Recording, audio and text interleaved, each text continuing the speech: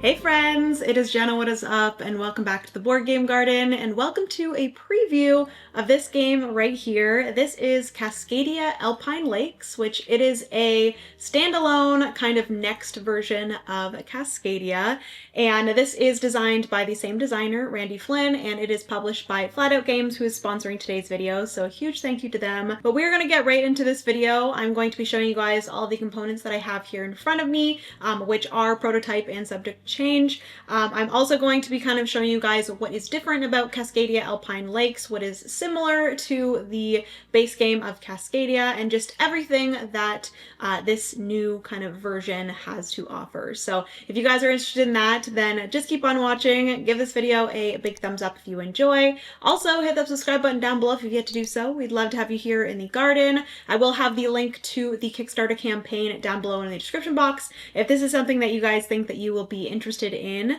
I will say that if you do enjoy Cascadia and a lot of the other puzzly games from Flat Out Games, I do think that you will enjoy this one as well. I will also mention that this is a Cascadia game, but it does feel very different than Cascadia. The strategy and what you are thinking about in this version is very different and kind of flips it completely to what you are thinking in the base game of Cascadia. So hopefully that helps you a little bit here in the intro, but yes, we're gonna get right into this. So let's get into the preview of Cascadia Alpine Lakes, shall we? All right, so getting right into a little bit of an aim of the game as well as the components that I have here in front of me. Flat Out Games do always have really nice prototypes, so this is a very nice prototype, but I will say that they are still developing and everything here in the prototype is subject to change. But yes, as for the aim of the game, this is very similar to Cascadia, where players are going to be competing to build up the best Pacific Northwest kind of environment that they can by drafting these different habitat tiles and also the wildlife tokens, placing them into their environment in order to score victory points. Whoever has the most victory points at the end of the game is going to be the winner. So that is kind of everything for the aim of the game. It's very similar, like I said, to the base game of Cascadia, but the thing that changes is definitely the strategy and what you are really thinking about in the game, because elevation has come into play with this, where you are going to be building up and out instead of just out. So very excited to get into exactly how that is going to play out and what you're going to be scoring for. But yes, that is the name of the game. As for all the components here in front of me, we have the box here, which is absolutely beautiful. And I will point out that there is a pika, which pikas are the cutest animals. There's also the mountain goats, there's cougars, there's these, which are marmots? They make the funniest noises, I will say that, because when we were playing this last, we looked up what noise a marmot makes, and it kind of just screams, which is kind of funny. But also there is eagles as well. But anyways, as for the rest of the components that I have here in front of me, starting with kind of this main play area here, these are going to be all the components that are going to be in reach and in sight of all other players. I will say that I do have this set up as a solo game, but yes, you guys will notice that the first thing is that you have the habitat tiles, and instead of them being singular hexagon tiles, they're actually double this time. So you're going to be working with double. These can be all one terrain type or habitat type, or they can be half and half. So one of one type and one of the other. I will also mention that there are only 3 different habitat types in this version of Cascadia, as opposed to the, I think there were 5 in the original. So you have the meadows, the glaciers, as well as the forests. And there's also additionally in this lakes, which lakes are going to be a new thing that we're going to chat about. Obviously, with it being called Alpine Lakes, the lakes are a big part of the game. So yes, that is the first thing that I will point out. You have the habitat tiles there. You have the wildlife tokens, which very similar to the original game. You're going to have kind of pairs of both a habitat tile and an animal token. And on your turn, you are going to be drafting a pair of those. You can use nature tokens, which I will also point out that there are nature tokens here that you're going to be gaining working in the same way. You're going to be gaining them whenever you place an animal onto a keystone icon. So you're going to be able to gain those and use those in the same way, where you can discard a nature token in order to take two that are not necessarily a pair, or you can also use a nature token to wipe out the wildlife tokens and put out new ones. And speaking of the wildlife tokens, like I said, there are 5 different animals. They are new animals for this version. So you have eagles, cougars, pikas, marmots, as well as mountain goats. Mountain goats is the only one that is not out here, but it is a gray token. Additionally, at the bottom here, we do have the habitat scoring cards. So in the original game of Cascadia, you were scoring based off of animals, but in this version, it is going to be changing that you are scoring based off of habitats. So you are looking at habitats and you're going to be scoring based off of the animals that are in that specific habitat. So for example, here I have the meadow scoring tile, and this is that it will score for the number of animals in each contiguous group of the same wildlife within meadow corridors. So corridors is a word in this game that is used often in these scoring cards, where it's basically each group. So a group is a corridor. But yes, if you had a group of 4 cougars on a meadow space or in a meadow space, you would get 12 victory points. The more of one single type you have in a contiguous group, you're going to get more victory points. So those are the scoring cards there. I will also mention that there is a ton of different ones. So you are going to be shuffling those up and then choosing randomly one of each of the habitat types. They do recommend that you start with the A's for each of them. Just like in the original game, they do recommend starting off with the more simpler scoring cards, and then you can go forward in your other games by just getting random ones and having that kind of variation of the scoring cards, and kind of mixing and matching them. So you have the 3 piles here of more of those. And I will say, I think there are 4 in the base game. So there is A, B, C, and D of each of the 3 habitats. And then I do believe that E and F are additional cards that you can get as promos. So that is, or those are the habitat cards. Additionally, there is a scoring pad as well as this card here, which is for the family variant. So this has a family variant on the front and then an intermediate variant on the back, which this is still the family kind of version, or this more simplistic version of the game, but it's just a little bit more leveled up. So you have that card there if you do want to play the family variant. And then also you do have the kind of starting tile. So each player is going to get a starting tile, which is a quadruple tile. So it does have 4 spaces that you're going to start with, and each player is going to get one of those. I have the other 3 here, which I will say that this game is 1 to 4 players. So you have that. Additionally, over here, we have the bag of the animal tokens. I will show you, because I didn't show, but there is the mountain goat little token there as well. Those are the 5 different types. You're going to have all the animal tokens in this Cascadia Alpines bag. There is also over here some additional cards. So these cards are the environment scoring cards. So these are different from the habitat scoring cards, and this is for a more advanced version of the game. So if you would like, you can add in these for some more objectives. So there are kind of 3 different versions of these environment scoring cards. There's one that's going to have to do with habitats, there's one that's going to have to do with animals, and then there's one that's going to have to do with spatial. And with these environment scoring cards, you can add 1, 2, or 3 of them into the game to add a little bit more to the game. And you cannot have more than 1 of each of them. So if you have 2 of them, you will choose 2 different ones. If you have all 3, you'll have 1 of each of the types, or you can just choose 1 of any of the 3 to add into your game. For example, this one here is score for wildlife type that you have the most animals of. So you would score that at the end of the game along with the habitat scoring cards, and those would get you additional victory points. You also have the nature tokens over here, which I've already mentioned, and then you have the pile of the habitat tiles here as well. So I believe that that is everything for the components that I have here in front of me. So let's get quickly into how exactly Cascadia Alpine Lakes is played, so you can get a better feel if this is something that you want to add to your collection. So let's get into that. All right, so getting into how exactly Cascadia Alpine Lakes is played. Generally, the game is played very similar to Cascadia, where on your turn, each player is going to start with one of their starting tiles, and And on your turn, starting with the first player, you are going to draft one of the sets of 2. So you could draft this set here, you could draft this set. If you had any nature tokens, like I explained, you could spend a nature token in order to take a tile and a separate animal token, not in the same kind of pairing. Additionally, there is the overpopulation rule, which if you ever have 3 of the same animal here, the player can decide to wipe those and put out new ones. That can only happen once per turn. And then also if there are 4 of the same animal type, those will automatically get wiped and 4 new ones will be placed out.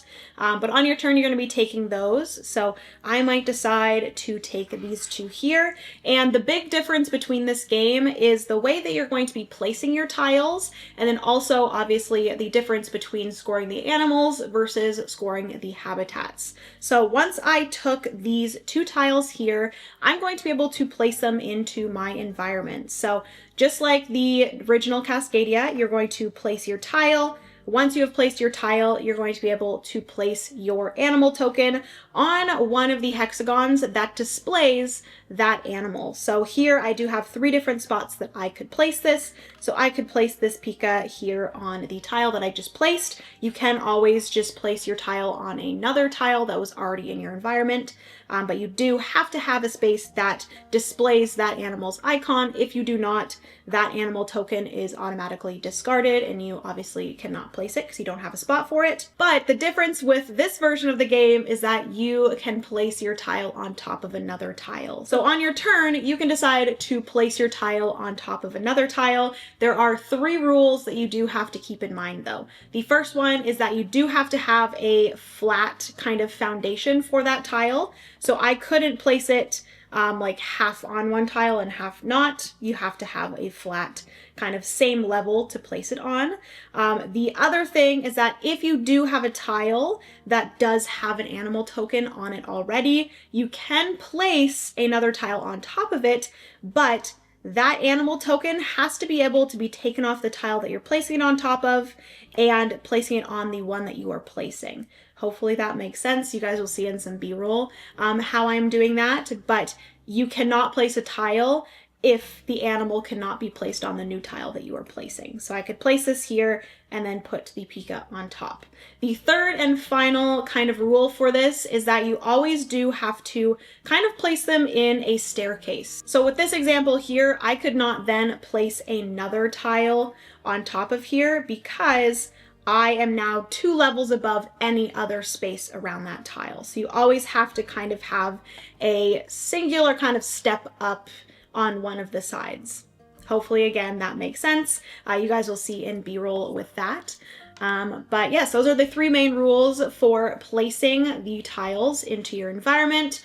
After you're finished placing your tile as well as placing your animal token, it would then move on to the next player. And the last thing that I do want to quickly mention before I get into how the final scoring is going to work, because that is a big part of the changes between the games, I do want to mention that if you ever do place an animal token on one of those keystone icons, so the pinecone icon, you're going to be able to gain one of those nature tokens into your supply. And just like the original game of Cascadia, each nature token is going to be 1 victory point at the end of the game if you do not spend them, but I have already explained the 2 ways that you can spend those. But that is the one thing that I wanted to mention before we get into some final scoring. So let's get into that. All right, so I've played through about half of the game so you guys can better see my environment now. It is built up, and now we can go through kind of the things that you're going to be scoring in final scoring. You'll play out 20 of the habitat tiles and then 20 of the wildlife tokens,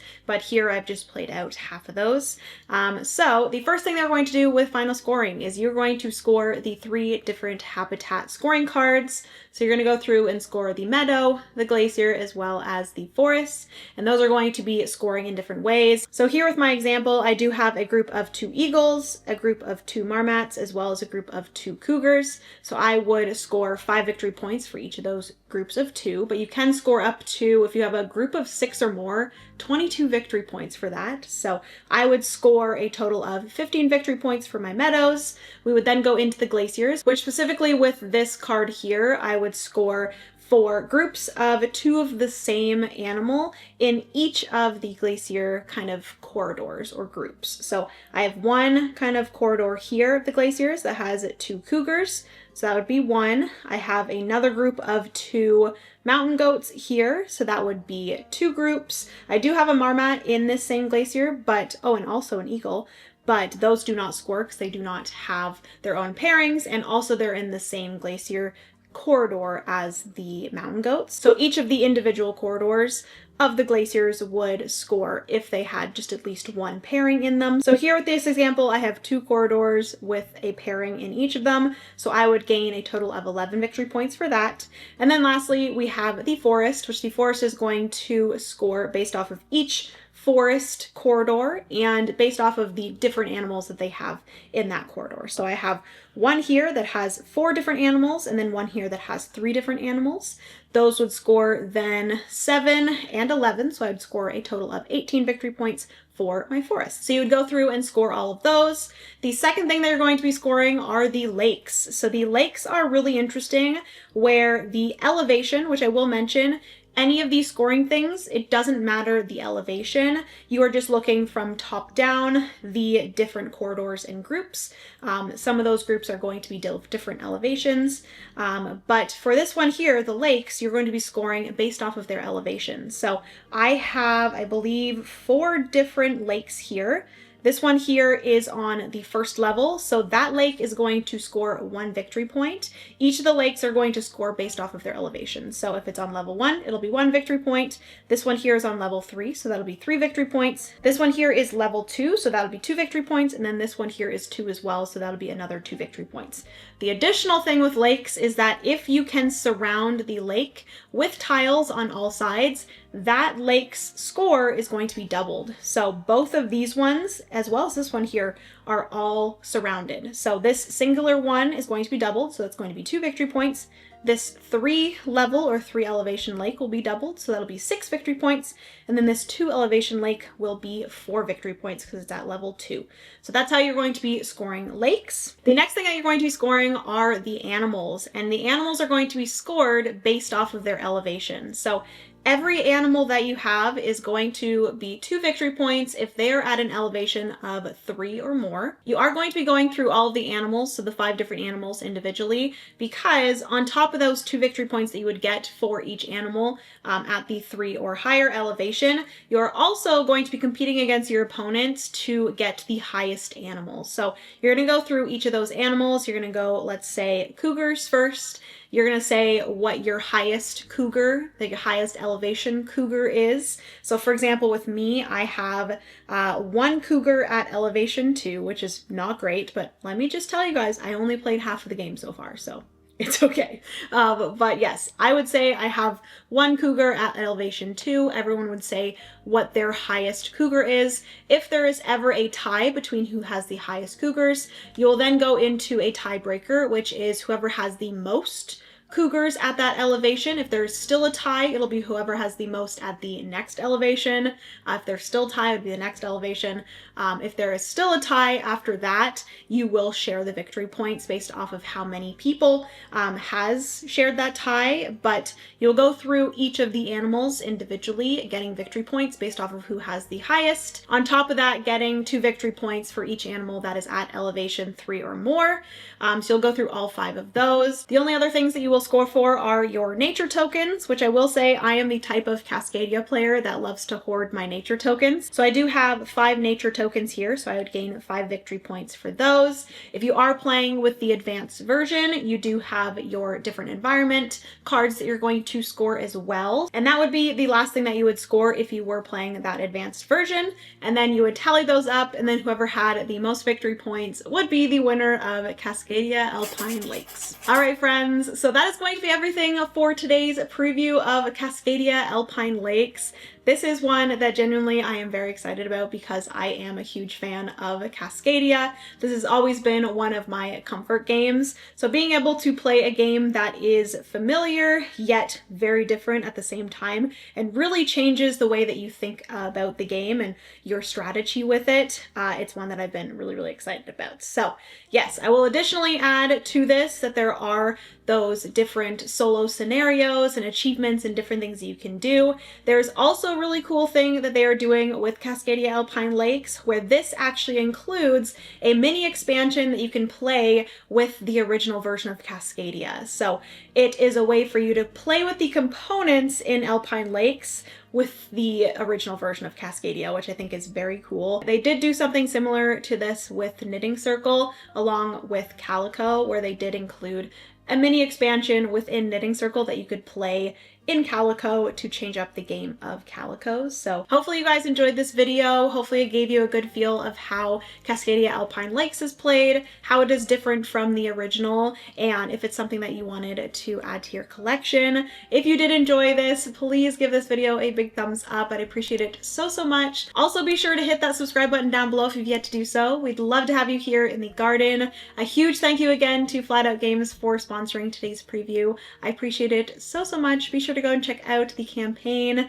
I will also be doing a solo live stream of this. So if you guys want to see a live stream of how Cascadia Alpine Lakes is played, then keep an eye out for that. I believe it'll be on the 16th of October. So I will see you guys then. But yeah, I love you guys so much. Remember, you are somebody's reason to smile, and I will see you in the next board game video.